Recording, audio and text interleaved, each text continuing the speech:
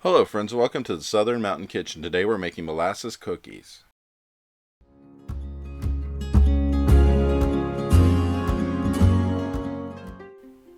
So everything you see on the counter is what we're going to use to make these cookies, and I have to admit I'm not a fan of molasses cookies, or at least maybe I wasn't until I made this, because this recipe is actually quite good.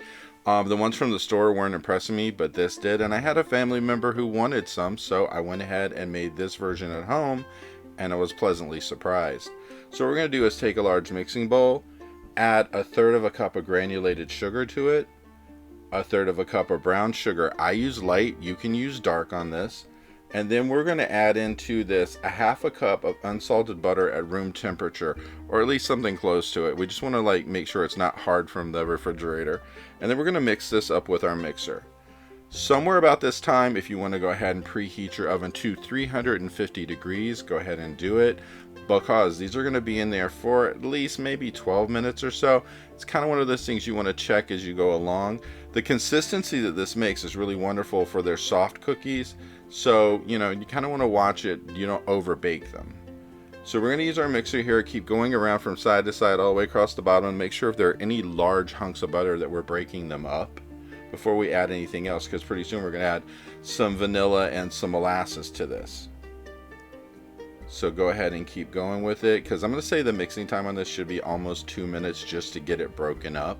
That way you don't really miss a lot of the larger pieces. Now, when we're adding in the next ingredients, we have 1 teaspoon of vanilla and a third of a cup of unsulfured molasses. You need to make sure it says unsulfured molasses, because the other version has a harsh taste to it. We want this version just maybe for the taste of it, it tastes better, but you don't want that harshness of the other version of molasses. So go ahead and get all of it out of your bowl. It will take a second because, the stuff sticks to things.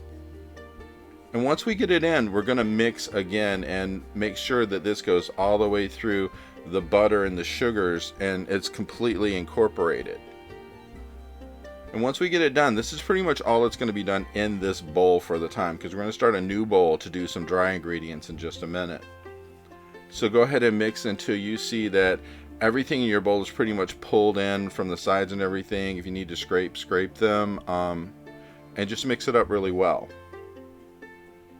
Because as you're doing this, you're going to notice it's going to mix through quite nicely. It's just going to take a second to pull in all the butter and everything to make sure it's totally incorporated.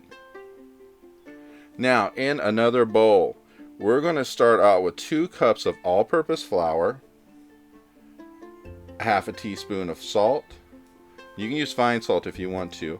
1 teaspoon of baking soda, 2 teaspoons of cinnamon, 1 teaspoon of ground ginger, and then a half a teaspoon of cardamom. When I went to make this, I went to the store trying to find cardamom, and this is not an easy thing to find, but if you keep looking, you will get it. Just watch the price on it. So we're going to whisk this together in our bowl to make sure that all of the flavors mix in with the flour, and we don't have any of the ginger in one place or not really mixed through. And then we're going to take this and mix half of it into the wet mixture that we had before, and we're going to go ahead and just stir this around. The best thing about this is putting it at half at a time. It's easier to mix through, because once you mix in the half that we already put in there, then it's going to be all into the wet mixture before more dry hits it, and then you got like piles of flour you're trying to mix in. So go ahead and stir this until you see that the flour has disappeared.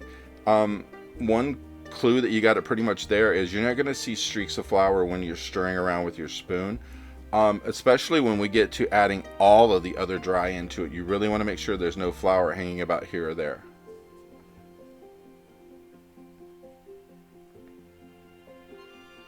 Now, if you see the little red container at the bottom of my screen, that is water.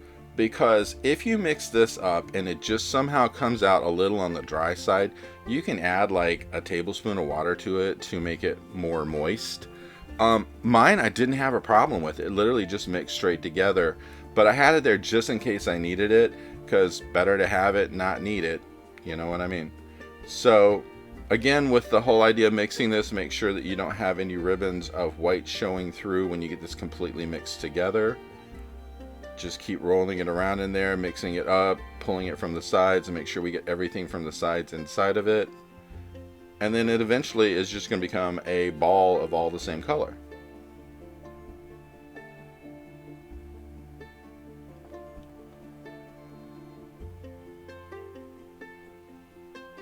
So once it's all mixed up, we're going to take about 1/3 of a cup of sugar, put it on a plate or something. I just used a paper plate so I could dispose of it when I was done. And we're going to use a cookie scoop and scoop this out in balls, which these are, I guess, about a medium-sized cookie scoop. And then just roll it around in the sugar till all the sides are coated. Because we're going to do this with a bunch of these before we start putting them onto our baking pan. And when you cook these up, you should get around 16 cookies, and they're going to be pretty large. Then you're going to get your baking pan ready, and then line it with some parchment paper. It's the best way, easy cleanup. Put your cookie ball down onto it, and just push it down a little bit. So that way when these cook, they cook out instead of staying in a mound.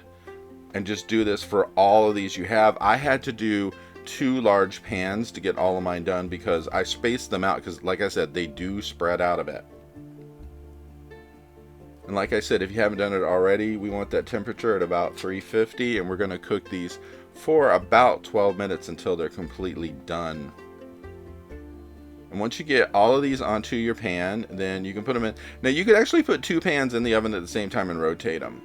But when they're done, they look something like this. And I have to tell you, I was really impressed with the taste of this. I didn't think I would like it that much because of the molasses, but these are really a treat. I hope you liked this video, and if you did, please like and subscribe. And if you get a chance, check out my cookbooks, which are available worldwide. The first is all about cooking. The second is all about baking. Have a great day.